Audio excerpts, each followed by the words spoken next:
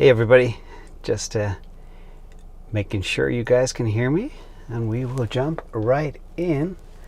Going to try something completely new. Two things actually going to be very new. First of all, I'm doing this from a car. I've never done this before. I'm in my little truck here. And second of all, let me see. Turn this volume off. Second of all, I'm going to try and blitz through as many questions as I can. We had a lot of questions from Patreon and others. So here we are. So first of all, to all the fathers out there, and I take it you guys can hear me. Haven't heard any or seen any complaints. Here, you hear me okay? Yeah, perfect. Good.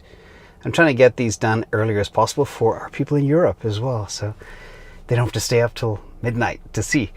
Anyway, happy Father's Day. I know it's only Father's Day in North America. If that's even the case, I'm not sure. I am a father.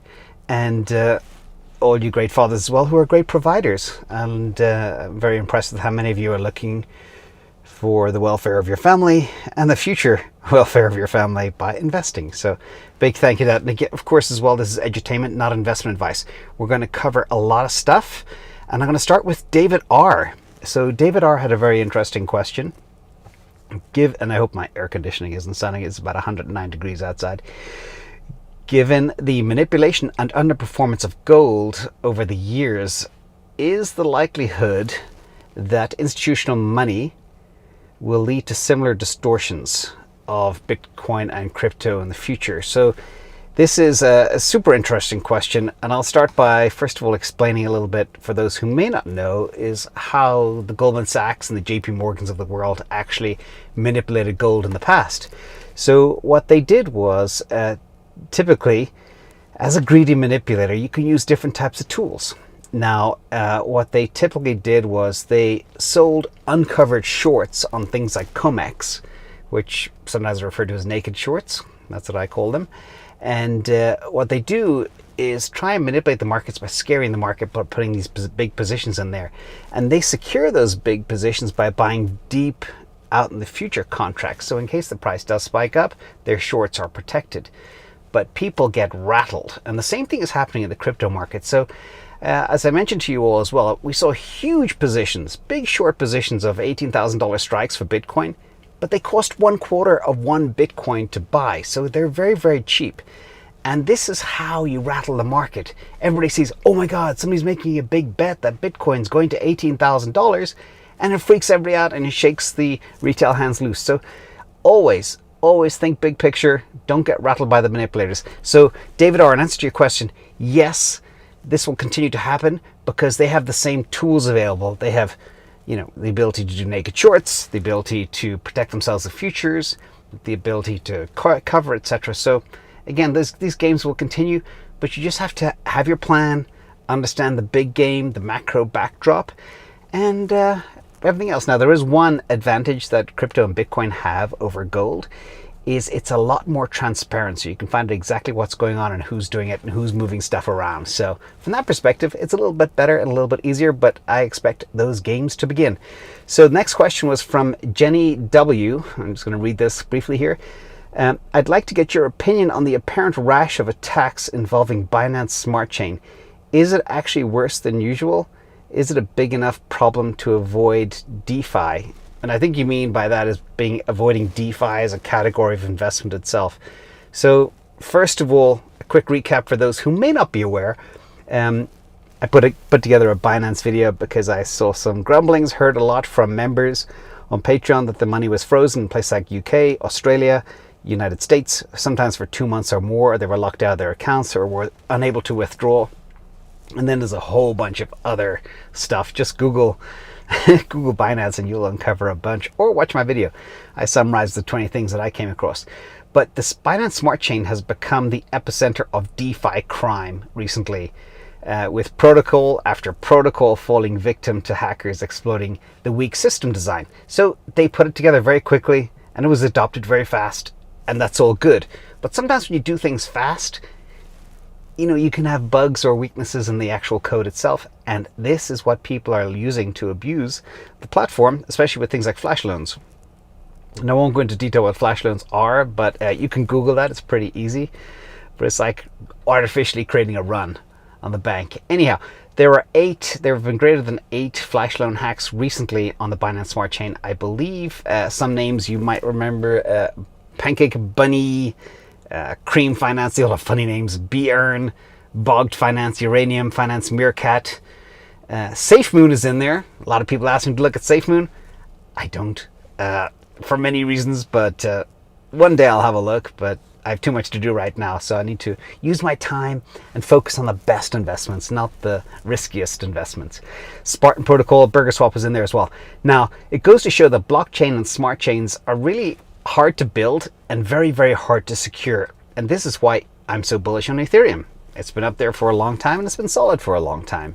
But that being said, I wouldn't let this type of news derail you from the DeFi revolution that's taking place. It's still going to happen, and with every revolution there will be casualties, there will be bumps along the way, and that's just par for the course. But the end game is clear, and the next 5 to 10 years will be dramatic. So thank you for the question. I think that was from Jenny W. This is from FBO Consult. Must be FBO Consulting. What is the impact of a large market correction on those who borrowed against their crypto? I have a lot of questions on people borrowing against their crypto, so this is great. What I've always advised people is, yes, it's cool. Imagine you have $1 million in Bitcoin. Always only borrow about 25% of the value. Now, your lenders like Celsius, etc., will give you up to 50% of your Bitcoin value, but I wouldn't take the 50% Bitcoin. And I'll tell you why. So if you had, say, $100,000 of Bitcoin, say it was made up of 2 Bitcoin, they were $50,000 each, and you pull out $50,000. And Bitcoin crashes from 50 down to 25, and we've gone from 64 down to 31, so it's kind of a similar realm. That means there will be a margin call on your debt, which means they have the rights to actually sell your Bitcoin. You don't want that to happen because there can be very dramatic blips down. I call them wick downs that can be quite violent, but they're temporary as well. So don't do that. Always think of that 25% ratio. Now, as Bitcoin gets more stable over time and more secure, that's when I'm going to jump in and I'm going to borrow against my crypto to invest in other types of assets. So great question. Now, related to that question, James F had a question. Is there a creative way to finance things like traditional auto loans with crypto? I know Michael Saylor talks about investing all his cash in Bitcoin and taking out loans to purchase assets. Just got me thinking if there was a strategy I was not aware of. So great question, James F. Well, first of all, buying a car with a loan from crypto, it depends on what type of car you're going to buy. Everybody needs to live a little bit and have a way of getting around, so that's not a problem. However, again, same thing, same rules apply as above. 25%. Think 25% of the actual collateral that you borrow against. But also remember, don't borrow too much when you can be investing. So don't go buy a $200,000 car if it's out of your kind of income and budget. You're better off holding that money. But again, why not? And the interest rates, by the way, for borrowing against your crypto are a little bit higher than you can get in a traditional market. So bear that in mind too. Car loans, I think, can be had for about 3.5%, 3.9%, 3%, whoever your banker is. So think about that. When you're borrowing against your crypto, it can be as high as 8% or more. Great question. Thanks, James F. And thank you, FBO Consult, for those related questions. Next question on the list is Greg N. Why is there only a $5,000 daily limit to fund a crypto account? So this is all part of risk management, and the standard line in the past, the limit is intended to prevent fraud. Imagine if somebody stole your checkbook, and for those Europeans out there, checkbooks are things that you write on and you deposit. It's very bizarre. I didn't know what a check was until I came to the US. But somebody could actually steal your checkbook and deposit, and maybe deposit 50 to 100 grand fast in an account. So this is the way that the accounts manage their risk. Now, that being said, as a fraud prevention, it doesn't happen with certain accounts. If they have all of your KYC information, that shouldn't be a problem. I do know that Gemini and Voyager have $5,000 limits per day, which is completely ridiculous. I mean, that's, a sixth of a Bitcoin or even less, a seventh of a Bitcoin. But I know Coinbase Pro and FTX, you know, I can move 50K in there a day easy, or in some cases even more. So it just depends on the exchange. And on that note as well, we have a very detailed survey going out to Patreon. We're going to launch it with YouTube as well to really help us all navigate this whole exchange world. We've picked the top 80% of exchanges that are used by the majority of people around the world. Things like Kraken, Gemini, Coinbase, Voyager, FTX, etc., and a few others, a few of the European players, but we didn't include things like KuCoin. So just letting you know, that's going to be coming soon, and we're going to distill all of the data and share it back with you all. So depending on who you are, if you just want to just get on the train with $50,000, what is the simplest way to get in there? And if you are a sophisticated trader that wants to use futures, what's the best platform, etc., we'll have all that information for you all. That's coming soon, this week. Or I should say next week. I forgot it's Sunday. Again, happy Father's Day, everybody. Okay, next question. Thanks, Greg, in for that question. Next question is from YK824. Do you have stop losses set up for your Bitcoin? The answer is no. And I've covered this many times before. And it's related to the question I just answered above. The wick downs are so violent and so wicked. You could have a trailing stop loss like 20%. Odds are you're going to get wicked out. And that's never good. So don't put stop losses in Bitcoin. I do use them for equities and some option trades as well, but never for crypto. So thank you for that question, YK824. This is a question from Amir. I'd like to invest in non-crypto related investments. Do you have any recommendations when it comes to stocks that can do well against the inflation? Great question. Everybody's asking. I'm actually turning a little bit bearish. I started opening up short positions against some of my long positions, and I'll be sharing a video about how to hedge this week. I do believe there could be a 10% drop in the S&P 500 over the next 4 to 8 weeks. The summer always sucks. August is always dead. So I'm going to talk about what I do to hedge my risk and show you some of the tools that I use. So that's coming. So I like the way you're thinking. So in terms of long-term investments, though, that are hedged against inflation, I really like disruptive stocks like Shopify, Tesla, Square, Invite. Shopify, a big position in Shopify. I think it's now my 4th biggest equity holding. And it blew up over the last couple of days with news of working with Google and a few others. So these are really, really good names that will continue to be strong. So stay tuned for that. The second thing I do is I'm looking at silver. I think silver at the $24 level, I see silver going to $30 over time. It's a green investment for all of the EVs and everything that are coming.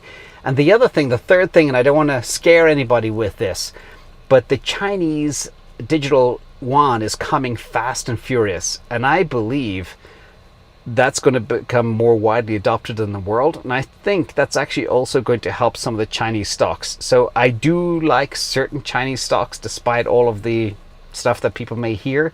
But I think companies like Baidu and Alibaba are good long-term hedges because they're very powerful companies. And the movement to the digital yuan will help. So Amir, thank you for that question. Next question is from Robert T. And by the way, let me know in the comments below if you like this quick fire round. I decided I'm going to try hit 15, 20 questions real fast. Do it from a car. I saw BitBoy doing this from his Hellcat. So this is my Hellcat truck. So hope you like it. Anyway, Robert T. Can you put profit from Bitcoin in a stablecoin and not be taxed? Can you park the 40,000 there and wait for a correction and then buy back in to Bitcoin without incurring tax? Good question. Bad news for you, I'm afraid. So first of all, stablecoins, just like Bitcoin, they are taxed as property, just like any other crypto asset. That means any sales or exchanges of Bitcoin or stablecoins must be reported on your taxes, even if you had no gain or loss. So that's the bad news. Now remember, trading a stablecoin for a cryptocurrency and vice versa is a taxable transaction, capital loss or gain, and would appear in the US on your Form 8949, I think. But again, for non-Americans, check your tax attorney, check your jurisdiction. And I've got another tax-related question coming up regarding Switzerland, so I'll talk about that in a second. So Robert T., thank you for the question. Ryan, do you think there's any risk to overall economy? Sorry, the light is so bright here, it's hard to see. do you think there's any risk to the overall economy if more and more people start investing in crypto as opposed to standard stocks? Interesting. So, long-winded answer. First of all, I love this. And we need to consider money flowing into crypto, then into fiat, and then into crypto first. So what a lot of people are doing right now, especially the younger generation, we're talking people 35 and under, 40 and under, they're taking their cash and they're not buying mutual funds or stuff like that. They're going straight to exchanges like Robinhood and they're buying Bitcoin. Actually, I know some people that have large amounts of Bitcoin on Robinhood. It's quite dramatic. So let's go back for a second. First, when you look at the food chain of investments and assets, you have small cap stocks, which are the riskiest investments. I believe these are going to transfer over to Bitcoin and crypto first. Then the mid caps will transfer over. Then finally, a piece of the large caps, for example, Teslas of the world, Boeings will start going into Bitcoin. But when we look at major flows, it'll make up somewhere between 1% and 5% of the money that's going in right now. That would typically go into equities will actually go into crypto. So it's not a big impact for now. However, I do believe in tokenization of the world. And that means from equities to real estate, etc., will definitely have an impact over time. So in the year 2025, the stock market will not be attracting the cash it does today. And also the whole industry of things like mutual funds and 401ks. I mean, it's almost criminal the way they force you to buy mutual funds in your 401k. And even money market funds that don't pay any return, or bonds. It's kind of mind-blowing. And if you go to any kid under 35 today and ask them, hey, are you going to invest in bonds? They say, heck no. Are you going to invest in gold? Heck no. What's that? Old man rocks or something? I heard somebody refer to it as. Or are you going to invest in mutual funds? No. What are they? So the world is changing. And that's a great question. I think gradually it'll be 1% to 5% of money that will start going into crypto directly instead of equities. And over time that'll increase. And I think it'll be a lot more. And related to that, Ryan, a question came in from Blake K, and he said the bond market is ultra conservative.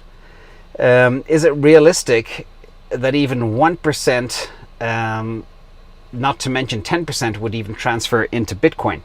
So really, really interesting question here. I got to make sure my phone doesn't go on fire. I'm going to put a yellow cloth on it. It is getting super hot. Bear with me a second. I don't want this to crash. Whoop. As you can see, it's very makeshift here. So, 2 words. First of all, Ray Dalio, he said owning bonds is stupid, and bonds kind of are in a bubble. So it's already happening. The traditional portfolio used to be 20 to 40% bonds. Now it is basically 0 bonds for most people. Nobody under 40 is investing in bonds. So the move away from bonds is pronounced. Bond yields are nothing, and they're classed as an asset that's debasing like crazy. So it all kind of doesn't really make sense right now. And again, nobody under 40 is investing unless they have companies like a Vanguard advising them. And I have a lot of people who have investment advisors at Vanguard, and 40% of their portfolios is in bonds. And I'm like, what? You pay them and they're telling you to put 40% of your money in bonds? Is like, ugh, these people should be fired. Anyway, no offense to Vanguard. I'm sure people at Fidelity and other places do that as well. It's just what they were trained to do, but it's stupid. Anyhow, you're getting me all fired up. And it's also hot here. So I do see a big move out of bonds for sure, and it'll go into safer bets like gold, some equities, and part of that will be in Bitcoin. Again, I don't know if it's 10% or 20% or other cryptos, but that's definitely happening. Now, Sharon M, she asked a question, how Switzerland is viewing cryptocurrency. So I lived in Switzerland for a long time, and Switzerland's the home of neutrality and money. They used to be the world's banks and still are. So to preserve their position, they will continue in this way and be ahead of the curve in every respect. So I think Switzerland, last time I looked, is home to more than 900 blockchain companies and cryptocurrency businesses, because the Swiss crypto laws are probably the most advanced and the most forward thinking. So big kudos to Switzerland. Also, the beauty there is Bitcoin is tax exempt. You could make $1 million in gains on Bitcoin and there's no taxes. So very sweet. And Switzerland has also built a very fully compliant legal network to support cryptocurrency-based transactions AML, which is anti-money laundering, KYC stuff and everything else. So they've made themselves completely future-proof. So well done, Switzerland. Quick question, last question of the day from Federation of Fathers. I'm curious if the drop in Bitcoin will hurt Tesla stock. Good question. So I just shared a spreadsheet on Patreon earlier today with the actual current Bitcoin treasury holdings of companies as a percentage of market cap. And basically today it's about 0.4%. So basically the Bitcoin asset on the Tesla balance sheet is 1/250th of the overall market cap. So if Bitcoin goes to zero or doubles, the impact on the price of the stock will be about $20. So not a big deal, not a big issue. So big thank you for all the questions. Again, let me know if you like this format, and I am going to jump into the Q&A, and I know there's a couple of little super chats that popped up, and I hope I didn't miss them. So let me try catch up with all of these questions and restore chat. Where is it? Let me see. I'm gonna scroll up. I did see something pop up, and something about Liechtenstein. Hey Mike, thank you for being there and moderating. Big thank you to Mike for helping us. We have spammers. Kim Clark, a good friend of mine's wife is called Kim Clark. Thanks for taking care of the animals. Wonder what you think of USDC and Celsius. Yes, I do like USDC and I do like Celsius. So big kudos there. I'm actually going to do a review about the Cell token and Celsius coming up, hopefully in a week or so. So stay tuned for that. So thank you for that. And the Alex, the CEO of the company, is just world class. So Mr. Cardoza 490, how would you invest 5k in crypto today? Believe it or not, I did true trades before I jumped on here from the car, from my phone. I bought Chainlink and I bought Solana. I bought Chainlink. I think the price was about $20. It just dipped below 20 and then started skyrocketing up, and I wanted to grab a piece. And I bought Solana, I think around $34. But I did just additions to my positions. They were the two that I felt were good to have. So that's what I did. Now, if you don't have any Ethereum or Bitcoin, you need to have that first.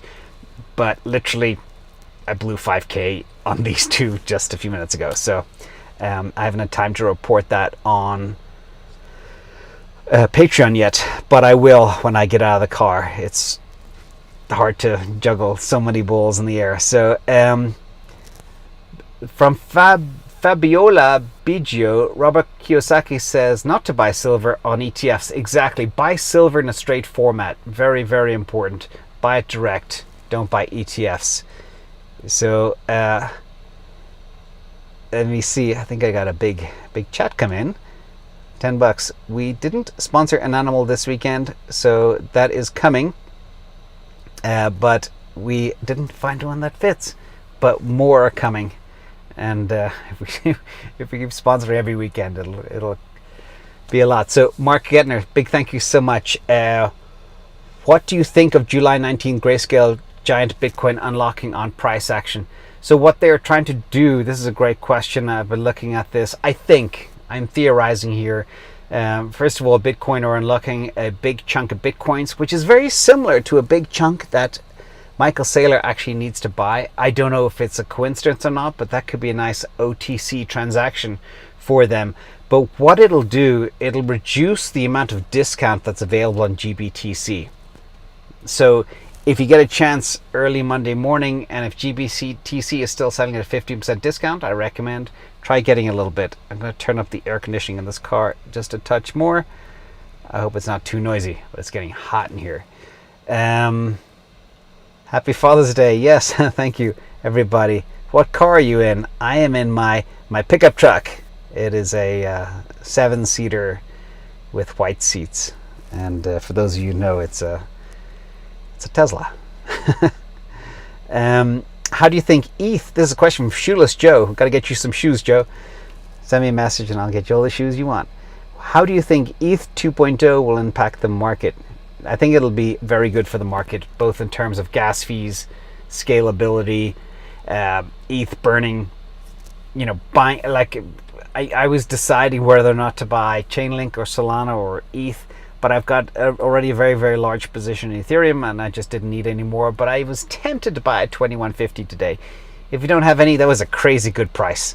Again, Ethereum is it's going to be at 4,000, but then provided everything with EIP 1559 goes well, it's going to be at 4,000, I think, in July, and it could be 8,000 or 9,000 by the end of the year.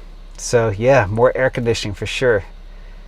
Let me see if I'm missing anything else. This is getting so hot here. Thoughts on Stablecoin, the Skynet project. No thoughts on Stablecoin yet. And the Skynet project for me is Palantir. That is the true Skynet. And I do invest in Palantir, and everybody on Patreon does too, and it's done really well. I'm going to scroll up and see what's a Rockefeller American Dollar Index up, Bitcoin down. Yeah, the Dixie, they do work at cross purposes. I covered the Dixie, actually I think it was in Friday's video, so check that out. T-Dog 73, hey, I'm in Switzerland here as well. Couldn't be happier. Great country. I lived in Zurich for a long time. Looks KuCoin is legit. Yeah, it's interesting, but they had some couple little bounce things. Not many people use it, so we couldn't do all exchanges when we did our exchange review. But if this first set of exchange reviews goes really well, we will do a second cut of the other exchanges. So let me know as well. So we'll have some good details for you guys as well today. And if you're on YouTube, not on Patreon, I will share that with you. Let me see. Somebody's talking about beer, Yingling. I remember that. That was a East Coast beer. Let me see if I missed anything else, and then I will have to leave you guys. So Don Ragmar, is 10 ETH enough for an 8 to 10 year hodl? First of all, it's hard to think in terms of 8 to 10 years because you never know what's going to happen. I always like to reassess stuff. I call it tap dancing. Always keep an eye on your investments. There's certain things that you can lock away for a long period of time. Like I say, Bitcoin till 2028 is very secure. You can do that. But ETH, there's so many up and coming potential ETH killers. You never know what's going to happen. So be careful there. However, still very bullish, but something could knock ETH off the horse. Brian Mulhall, hi James. If someone is lucky enough to have 4 to 5 Bitcoin by 2030, how would you recommend they actually go about living off their Bitcoin investment? I would think you'd want to sell all the Bitcoin. No, you borrow against it. We just covered that in the actual video itself. So there'll be very, very good infrastructure by which to borrow against your Bitcoin. And you don't need a lot to live. If you live a simple life, you can find clever ways to borrow money, for example, from Bitcoin, invest in assets that generate perpetual income, and then live off that. That would be a cool thing to do. And I'll be covering perpetual income generation in my Investor for Beginners series coming up as well. David, do you keep your cryptos on the exchange or Ledger wallet? If I buy Bitcoin in the US and relocate to Switzerland and sell, do I pay tax in the US? Well, it depends. If you're relocating to Switzerland permanently and you're giving up your US jurisdiction, that's a tricky situation. Sometimes they want to prevent people from doing that, and they want their pound of flesh. Really, I don't feel comfortable answering that one. If it was that easy, everybody would be moving to El Salvador right now, and the beaches down there are fantastic, and the cost of living is nothing. So be careful of that. And in terms of a wallet, I have 2 wallets that I use. I use Trezor and I use MetaMask online. And I do keep a lot on exchanges too, so I have that flexibility. So, cool. Thank you for that question. But, I don't want to give tax advice here. I'm not a tax accountant. And you don't want the the IRS after you. Johnny Allenseed, recommend books on real estate. You can learn a lot about real estate online. But one of the best books, I've got 2, I can't remember one. It's a very sophisticated, thick book on real estate. I'll try dig it up and put it in the comments below. But the other one is Real Estate Investing for Dummies. I bought that about 20 years ago, and it probably has a new edition. Start with that. It is actually really impressive. It sounds stupid to say something like that, but when I first read it, I was already a real estate investor. I just bought it at an airport for giggles and read it on a plane, and I was blown away how good it was. So those For Dummies books are quite incredible. So Abhinav Srivastav, hope I got that right. Should be by Matic and Theta. So I haven't had a chance to do a deep dive into Theta yet. I know it's been really much on fire, done very well. Things like Polygon and Theta have already run up a lot, but they are not as proven as some of the other names. But everybody's talking about Theta. I don't own Theta. I do own Matic. And again, what I bought today, I bought more Solana and I bought more Chainlink. I didn't buy any more Matic, so do with that as you please. So awesome, cool. I'm gonna take a wrap here and get back on the road. And do you recommend memorizing your 24-word passphrase? Yes, you can. Upsar, that's a really good question, and thank you for always being here. Imagine, so I used to ride motorbikes and dirt bikes and mountain bikes and do a lot of surfing and sailing, and imagine you get a really bad head injury and you lose your medium-term memory. Then you're toast. So no, memorize it, yes, but have a backup plan. So that's my advice to you, Upsar. Thank you for the question. All right, okay gang, I'm gonna sign off and hit the road, and I want to thank everybody for being here, and thank you for all the super chats. We'll have a new sponsored animal next week. See you all.